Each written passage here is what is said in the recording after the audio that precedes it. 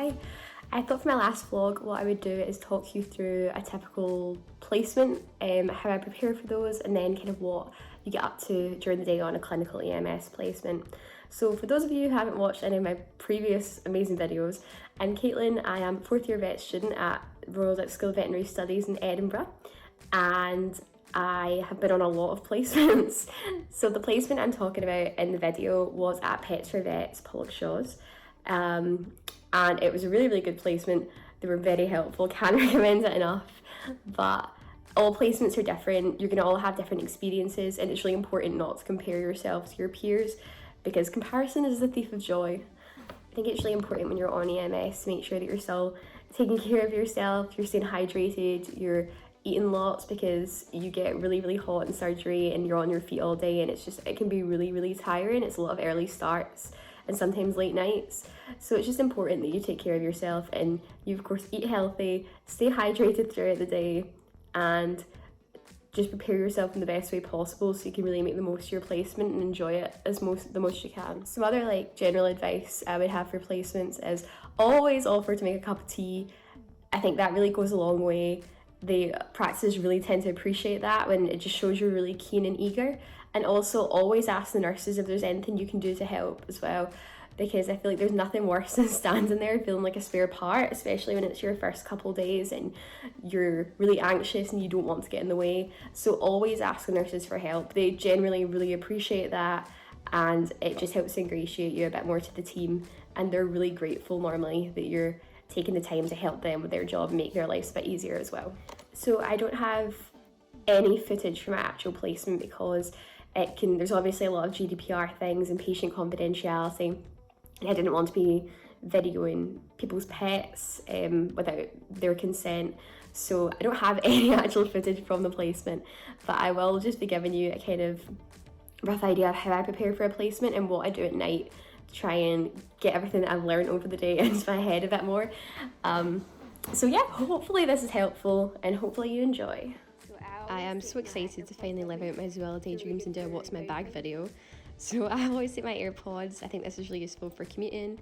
Obviously you want to take your stethoscope, and I find it really useful to have your name clearly marked on it. So I've got this little stethoscope holder thing that has my name on it, and that's really good because people will run off with it.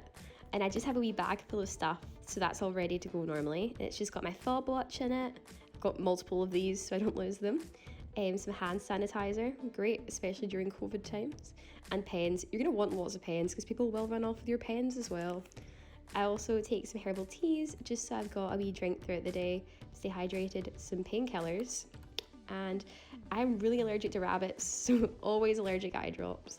Then I've got my thermometer. I have my patellar hammer, which I've never actually used, but I just like to take it. And I've got some rescue remedy because I get really anxious before I go on placements. So I just always carry that with me. I've also got my pen torch, which doesn't really work anymore, but I still carry it just in case. And I've got a spare hair tie because sometimes baubles break. And of course my badge, my lovely badge with my name on it. I also always carry some Carmex, which is great, especially if you're on farm animal placement. Then just my purse, my bullet journal, which you're probably sick of seeing, my pencil case, and some spare deodorant, which is great. And I always carry my medications. In my case, it's an EpiPen and an inhaler. And I always let the practice know I've got a peanut allergy before I go, so they're aware.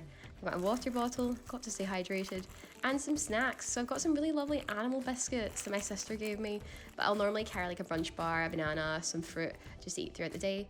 And the essential lint roller, because you're gonna end up absolutely covered in cat hair. So it's good to get that off so you still look professional. So Vets for Pets actually provided me with this little student Ems Handbook, which I've never had before from any practice, and it's so useful. So it's got like a little clinical skills checklist, just all the stuff that you kind of want to be completing when you're there, and you can check that off when you've done it, and it really helps you to see how far you've come and how many things you've carried out. And it's got little diagrams so you can practice things at home, which are really useful.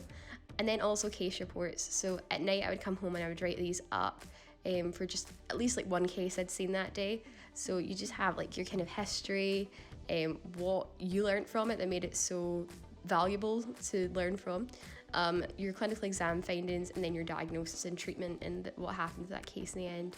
I do think this is really great to solidify everything in your brain. Even if it's only one case a day, like I said, it's still something more in a structured way that just can help you to learn from it. So I think that's a really, really good thing they brought in. I'm going to start doing that on my own, even if I don't have the booklet for all the next placements I'm on. And you record your placement on this website here, so it's just showing all the placements that I have pending upcoming this summer, and then the ones that I've completed. So the normal Royal College requirements are you have to complete 26 weeks of placement. For my original year it's 13 because of COVID, but I'm dropping down a year because I'm intercalating, so it's going to be 23 weeks. And your placements are recorded because you have an assessment form which is completed by the vet in charge at the end of your placement, and it just assesses you and how you were overall, what you were like as a student, and they'll normally discuss this with you and give you some really helpful feedback, and then they'll send that off and your placement will be marked as complete, and that will be you. So that is just a brief overview of how that works. So that is the EMS requirements, and as well as your clinical EMS, you have 12 weeks. Pre-clinical EMS be done in first and second year.